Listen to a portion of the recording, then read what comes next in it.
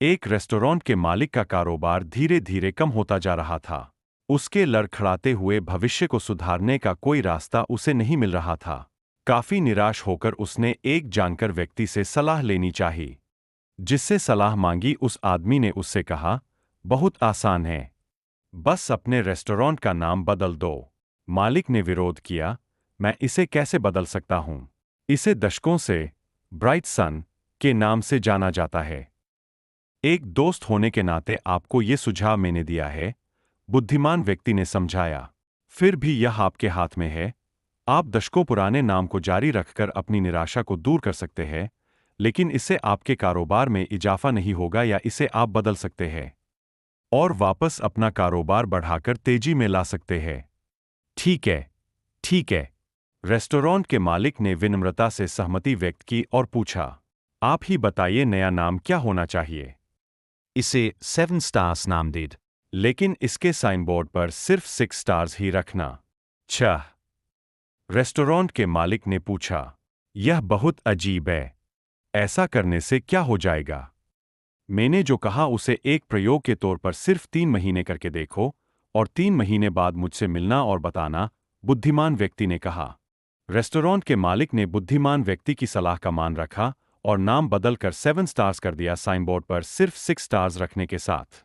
फिर ऐसा हुआ कि पास से गुजरने वाला कोई भी व्यक्ति एक पल के लिए रुक जाता, साइनबोर्ड के तारे गिनता और इस एक स्टार की कमी क्यों है वह जानने के लिए पूछने जाता था, यह सोचकर जैसे उसने अकेले ही इस कमी को देखा हो।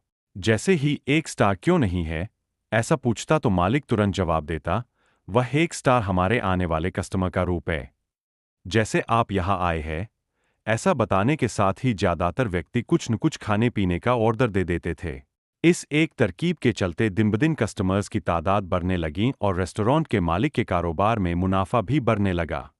इस कहानी में रेस्टोरेंट के नाम को और उसके साइनबोर्ड को लेकर दो चीजें ऐसी है जो लोगों को उस तरफ खींच रही थी। एक तो साइनबोर्ड का नाम 7 स्टार्स और सितारे सिर्फ 6। यह चीज एक तरह से आई कैची यानी के पढ़ने में ही आकर्षित लगने वाली थी। अब आपको लगेगा इसमें आकर्षित क्या है? तो सुनो, साइनबोर्ड का नाम 7 स्टार्स और सितारों का 6 होना एक कमी को दिखता है।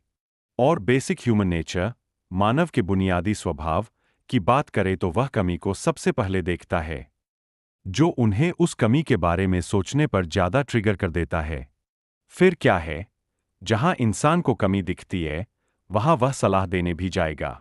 खासकर वहां तो बिल्कुल जाएगा जहां बिजनेस संबंधित या जरूरत संबंधित बात हो, जो उन्हें उस कमी के बारे में सोचने पर ज्यादा ट्रिगर कर देता है। फिर क्या है, जहां इंसान को कमी दिखती है वहां वह सलाह देने भी जाएगा। खासकर वहां तो बिल्कुल जाएगा जहां बिजनेस संबंधित या जरूरत संबंधित बात हो, क्योंकि गलतियां निकालने में और उससे संबंधित बातें करने में सबको मजा आता है। और यही गलती उस रेस्टोरेंट मालिक के लिए एक मार्केटिंग का जरिया बन गई, जिसके चलते उसकी कमाई में बढ़ोतरी होती गई। इससे एक बेहतर सीख हम यह ले सकते हैं, लोग आपकी कमी निकाल रहे हो तो उसे निकालने देनी चाहिए।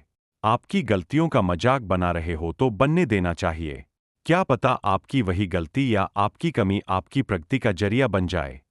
लेकिन एक शर्त पे, आपकी कमी या गलती लोगों को फायदा देने वाली होनी चाहिए, इनकी नुकसानदायक।